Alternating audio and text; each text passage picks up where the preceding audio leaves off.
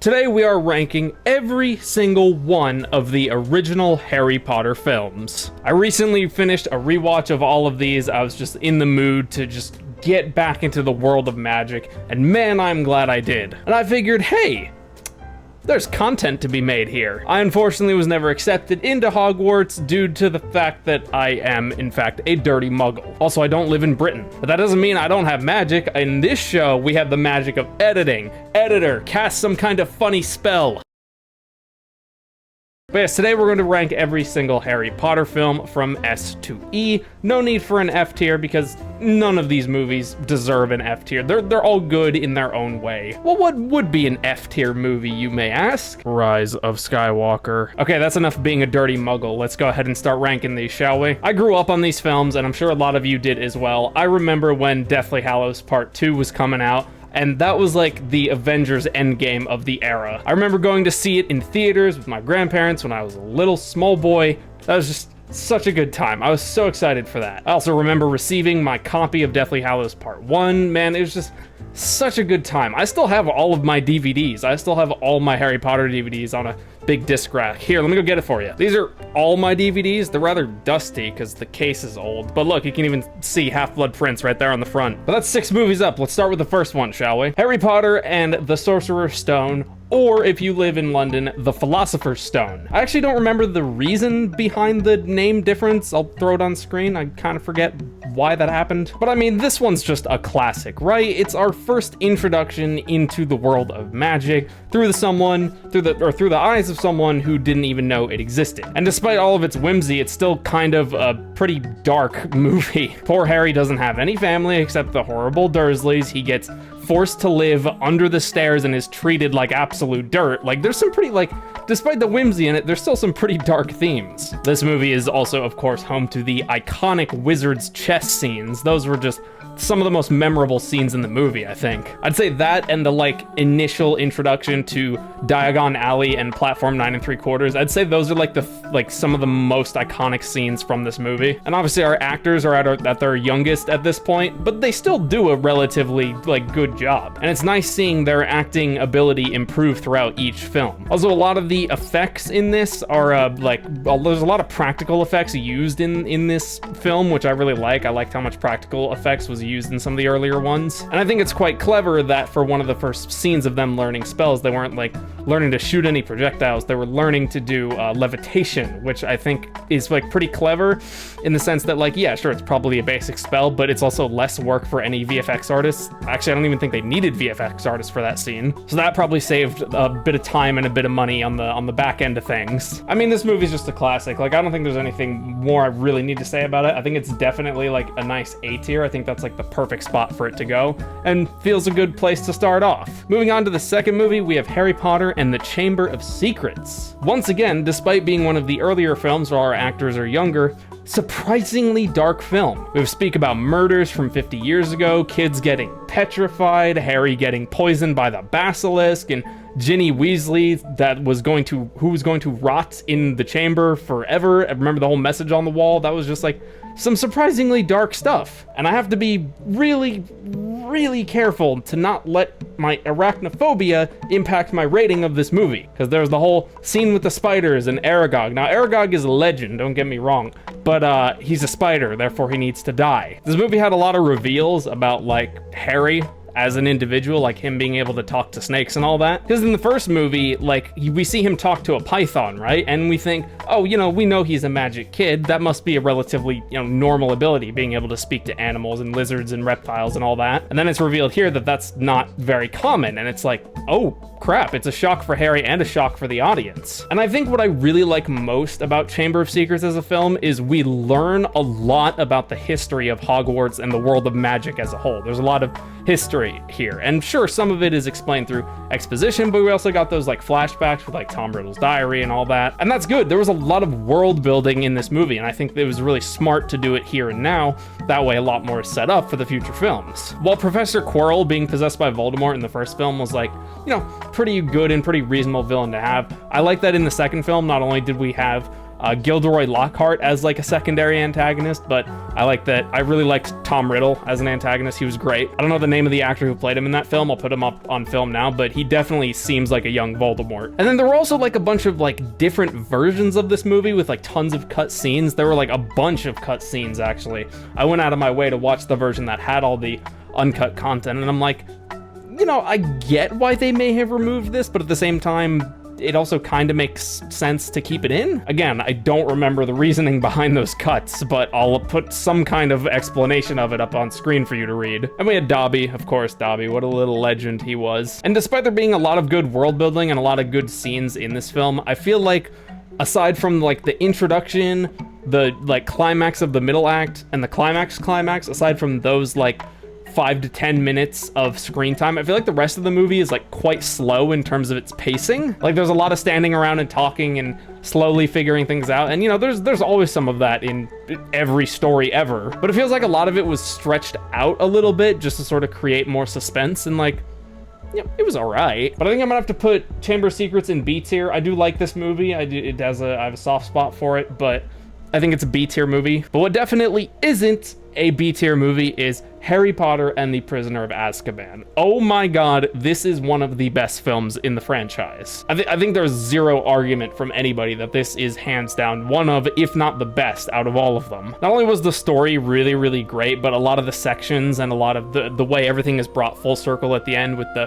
time travel stuff being revealed and seeing Harry and Hermione go through all the motions normally and then go through the time travel motions and seeing how it all loops together to make everything make sense.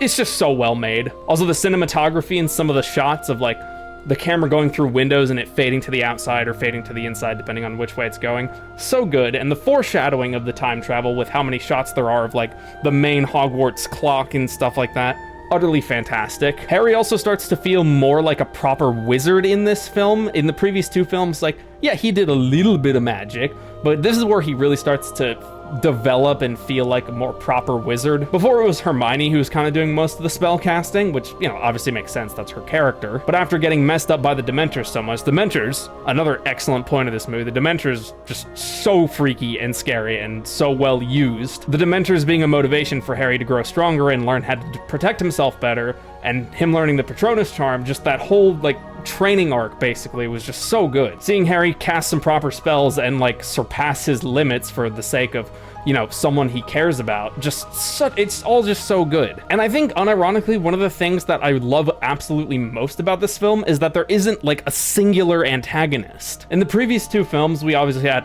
Professor Quirrell being possessed by Voldemort, and then in the second one, we had Tom Riddle and Gilderoy Lockhart. But in this one, there really isn't like a singular antagonist. You know, there's no bad guy. Well, I guess Wormtail technically counts, even though they think it's Sirius at first. I guess the whole confusion between Wormtail and Sirius on who did what, I guess that technically counts. But Wormtail isn't really, you know, he's not very scary. He's not really a villain. He's just a conniving little rat. And that ending scene, or that scene at the climax where Harry casts the giant full-body Patronus, just such an iconic scene. Definitely one of the most iconic scenes in all the movies, I think. Also, while the soundtrack of the first movie is, you know, of course, iconic, I feel like the soundtrack in the third movie, Prisoner of Azkaban, I feel like the music in this film is especially impactful and just enhances each scene so much more. Like, there's so much more like gravitas to it. And I remember the first time I watched this movie as a young boy, a young lad, I remember the scene where, you know, Sirius and Lupin were helping each other out, and they were learning about Wormtail, and Harry was like still confused. He didn't really have the answers he needed because they weren't really explaining very much.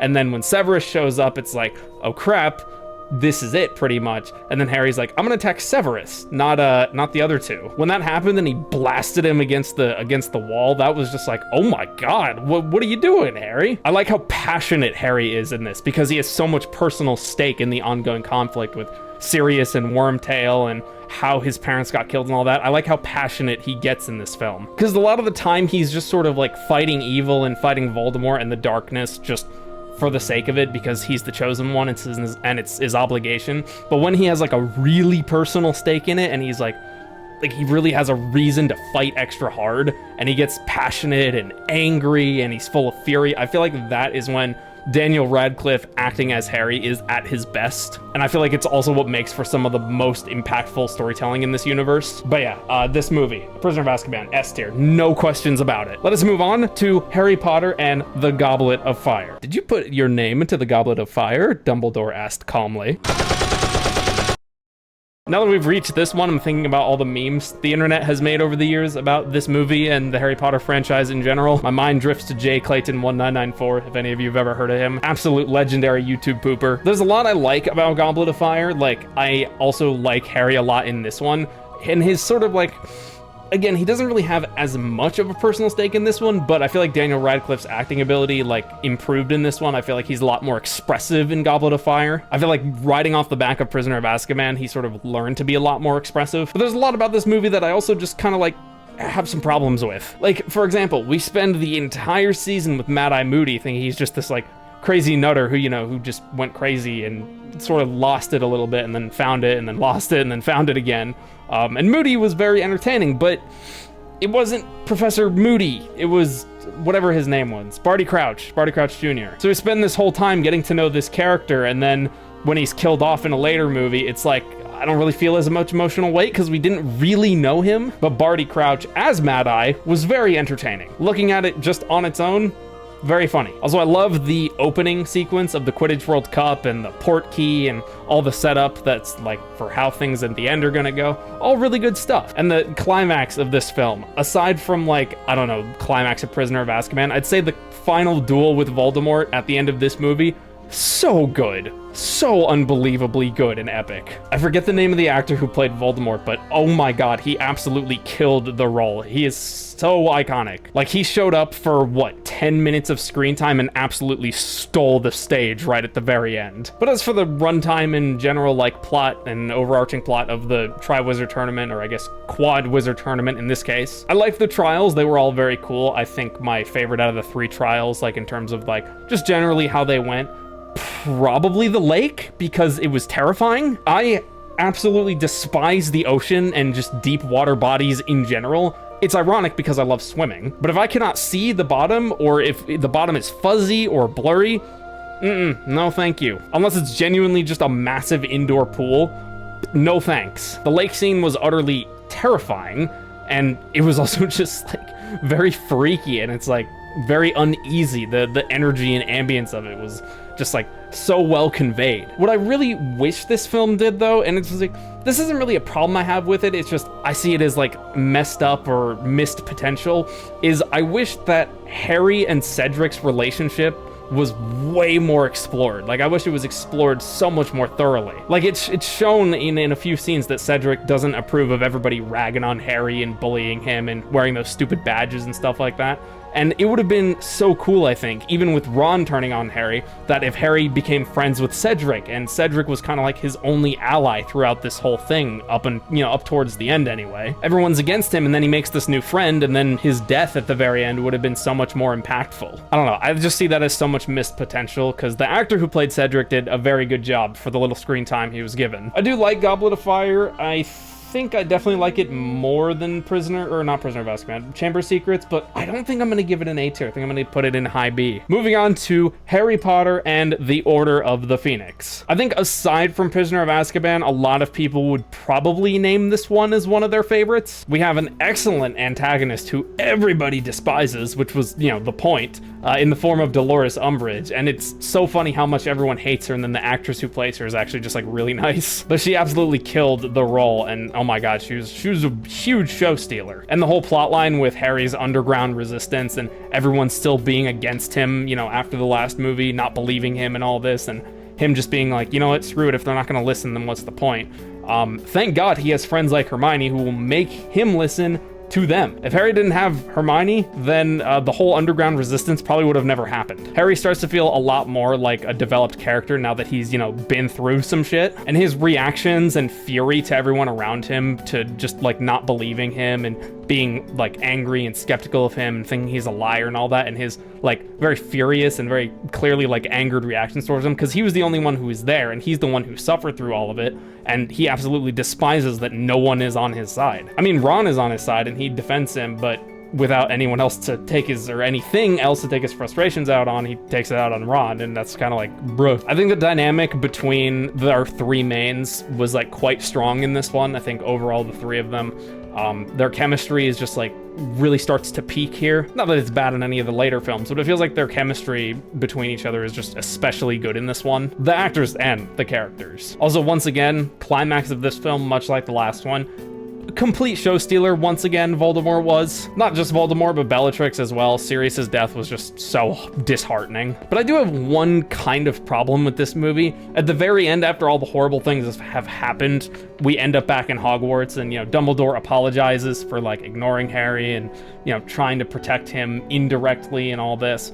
And then we have everybody getting back on the train to leave, and it's all still kind of whimsical and happy. I really don't think they should have done that, because it kind of creates a bit of tonal inconsistency with the overarching story, considering how the next movie starts. Like, the very opening shot of Half-Blood Prince is them still in the Ministry, and Harry still suffering over the loss of Sirius, and Dumbledore putting his arm around him and all this, and it's somber, and it's sad, and it's black and white.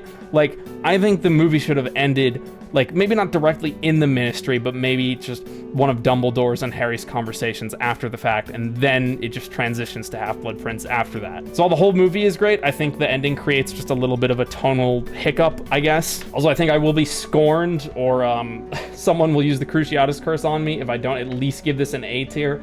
I don't think I'm gonna put it above the first film, though. I think the first film is just a little bit more iconic. But speaking of Half-Blood Prince, why don't we move on to this one? Oh, whoops, I put Half-Blood Prince in A tier, not this one. For some reason, all the movies were rearranged and kind of messed up in this tier list. I don't know why they weren't put in order. But let us move on to Harry Potter and the Half-Blood Prince. I have an enormous soft spot for this movie. Like, this is one of my personal favorites. And I understand that a lot of people online, because, like, after watching the movie, I was like, I feel like I remember a lot of people either not liking this one or having problems with this one. And it was more so not people not liking it, but people aggravated that there weren't more memories shown that gave more context as they did in the books. Now, I didn't read the books, but I feel like I have the same opinion anyway. I feel like if there were more memories relating to Tom Riddle, you know, young Voldemort and stuff like that, and more stuff related to Slughorn, then it would probably, you know, be a better film. But I don't think this film was bad by any metrics. And like I said, I have a huge soft spot for it. Not only do we, of course, continue our usual Hogwarts shenanigans, but we also start to see the fallout of just, like, everything that's happened with Voldemort slowly rising to power again. And the whole, like, plot with Draco being chosen to assassinate Dumbledore and all that. Just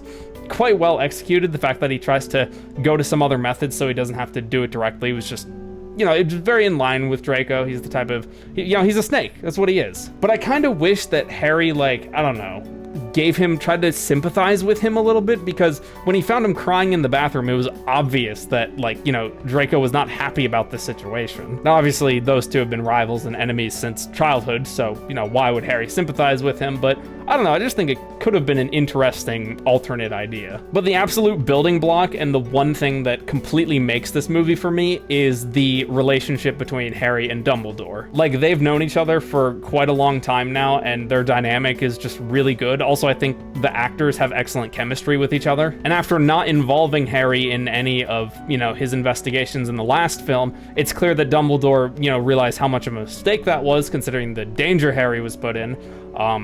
And, you know, he decides to be way more involved and include Harry in all of his things. Like, he has Severus pass on messages to Harry and, you know, invites him, you know, during in-between class hours to help him investigate things. It's just like, I love the dynamic between these two in this movie. I love how much screen time Dumbledore gets in this one. Yeah, I really like Half-Blood Prince a lot.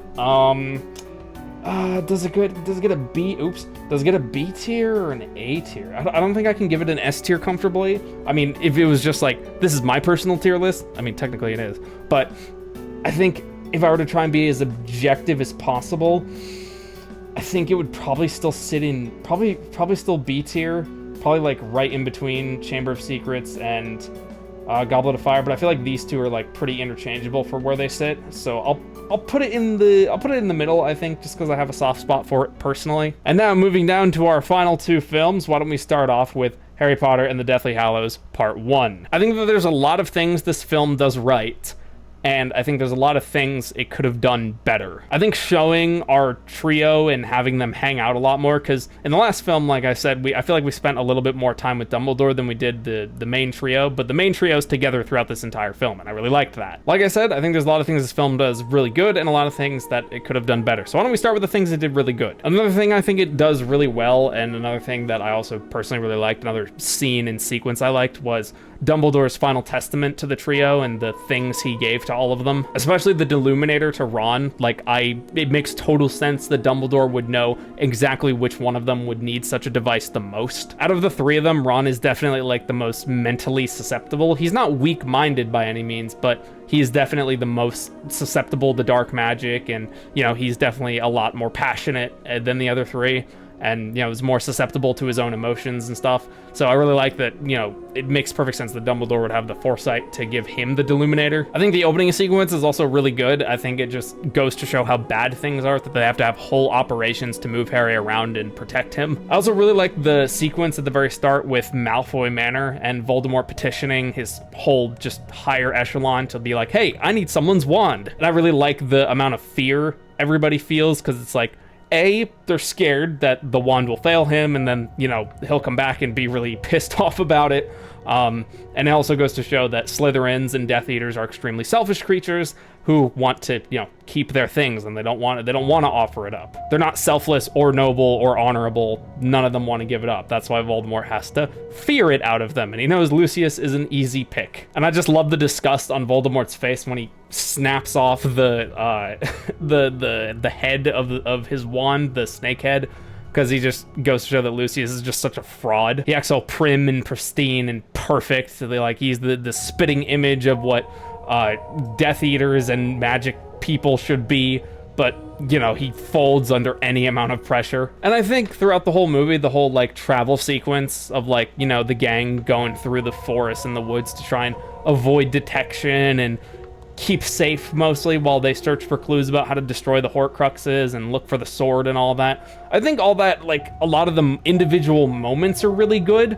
Like when Ron destroyed the necklace Horcrux, I think that whole sequence was absolutely brilliant. I also think the initial scene where they're in the cafe and then they get jumped by two Death Eaters, and Ron pretty much suggests, like, should we just kill them, basically? He doesn't say it outright, but he says it, you know, subtly, and, you know, he implies, like, maybe we should just kill them. That's what they do to us. Like, Ron's family has been attacked and destroyed so much by the Death Eaters that he's starting to become extremely full of fury and vengeance, and I really like that. I feel like Ron has been kind of not given, like, a whole lot of character arcs through a lot of the movies. He had a good bit going for him in Goblet of Fire, and his sort of, like, his romance issues in Half-Blood Prince were like, like, whatever. Like, I didn't really care for that very much. There wasn't a whole lot of weight there. But I feel like in this one, he gets some genuine character development and growth. But I think the overall pacing of the film is, like, a little bit, like, very, like, up and down, like, slow, up, and then, like, fast for, like, a little while, and then slows down, and then really fast again, and then it's really slow again, and up until the climax. I think the finale and the climax is still, like,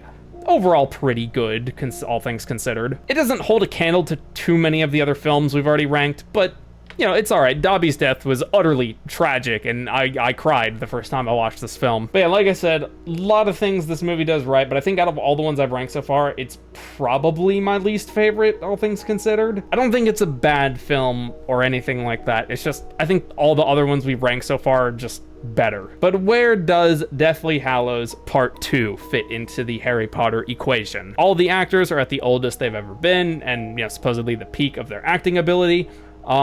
But in all honesty, despite how important this finale was, I was not that invested in Harry as a character. The only time I really felt for him and felt like there was emotional weight is when he learned everything from Severus's tears and everything about his backstory and, you know, Harry's own involvement as a living Horcrux and all that. That was the only moment where I really felt a connection for Harry. But a lot of the time, it's kind of just him and the gang just kind of suffering and messing things up and just going nuts, basically. Like, it doesn't feel like, again, he doesn't feel like he has as much of a personal stake in it. It feels more so he has a stake in this because it's his for conclusion destiny. I suppose the only other sequence that, like, really there's, like, some genuine emotional gravitas and, like, sadness and weight to that is when he met his, you know, parents and other people who have died for him, like Lupin as ghosts right before he goes to face Voldemort. I'd say that was definitely one of the better scenes in the movie. The amount of visual effects in the movie also, like, very good. I love the dragon. The dragon was amazing. I'm a sucker for dragons. The whole, like, break into Gringotts, like, heist thing, like, you know, it was pretty entertaining all around. And this is one of those cases where this movie picks up exactly where the last one left off. Usually with all the previous movies, there's some degree of time passed between them, you know, like between school years, or in the case of Deathly Hallows Part 1, it's like just a couple months, basically. And this time, you know, it's a direct continuation. But I guess that's because the book, you know, the final book in the series wasn't split into 2 parts, whereas the movie had to be because the finale would just be way too long and expensive to put it all in one. So I didn't really have a huge problem with that. I think it did the transition quite well, all things considered. I just wish Harry got a lot more, like, opportunities to be extremely expressive and, like, furious and full of passion. Like I said, I really think that's where Harry is at his best, but it didn't really feel like there was a whole lot of that. I feel like the most he got was in the final battle with Voldemort in the school after Harry had died. Like, Harry is trying to psych out Voldemort and is messing with him and tells him, like, you know, let's finish this the way we started it, and, like, it really, you know, there was a lot of pretty good dialogue in that final showdown between the two. Also, Ron finally, like, he's no longer like a bumbling idiot who feels useless. I mean, he didn't feel useless in some of the prior films. Like, he helped out Harry in the Goblet of Fire, like figuring out the trials and stuff like that. But, you know, I feel like in this one, he really steps it up. But him learning to use Parselmouth to break into the Chamber of Secrets, I don't know about that one, son. Like, how do you figure that out? Like, no. But in general, he feels like a more complete character. But I think this movie did do a pretty good job of making you feel the weight of the number of deaths that happened in this all-out war, like showing us how many people died at the Battle of Hogwarts, like characters we knew, like Professor Lupin, and I can't remember if it was Fred or George who died, but one of the twins died, and that was utterly heartbreaking. I was like, God damn, son, they really killed one of them. Like that moment where Harry is just walking through the school after the fighting dies down, and he just sees how many people are dead who were all fighting for him and for the sake of defeating the darkness on his behalf because of the prophecy and all that. Like, that was just like, that was a very good scene and a very good moment to display just how hard things were. And you know, Daniel Radcliffe did a pretty good job in that scene of expressing as Harry, like, just how much all this death was just eating him alive. Overall, though, if I were to rank this one, I think I would probably put it in A tier. An argument can be made for high B or at the top of B, but I think it's pretty much on par with enjoyability when it comes to Order of the Phoenix. So I'll put it in low A. I'll go ahead and put it in low A. But I think it's also legible to be moved down slightly or maybe moved up slightly. But one thing is for certain, Prisoner of Azkaban and the first movie, I think, are definitely just the best two in the series, all things considered. Like I said, none of the other ones are bad. There's just some things they could have done better, and that's fine. You know, everything has flaws. You can look past them. But there you have it, my friends. Every single Harry Potter movie ranked on a tier list for all of you to enjoy. These movies are extremely iconic, and I know they're like working on some kind of like TV show featuring like a whole new set of actors and stuff. I don't really know much more information about it, if it's still gonna happen or what. But you know, I don't think anything will ever really top these original movies. They're just so iconic. I will definitely watch the new TV show that they're making, or maybe are still making, because I love the world of Harry Potter. I could never read the books, though. I'm just not a big reader. But I absolutely love the universe. But be sure to let me know down in the comments how you would rank these movies, if you agree with my rankings or disagree with them, or would only make slight changes or whatever. And while you're down there, I'd really appreciate it if you would hit the like and sub button. That'd mean a lot to me. It'd be super cool of you. It'd be very magical. And if you want to show me a little bit of extra support because you really like the way I do things around here, be sure to check out the channel memberships or the Patreon. Not only do you get access to a whole bunch of exclusive rewards like director's cuts and a custom role in my Discord server and a custom Discord chat and a whole bunch of other cool stuff, but you also directly support me in the process and help keep this channel running. Editor, I need you to do some sort of spell to end the video.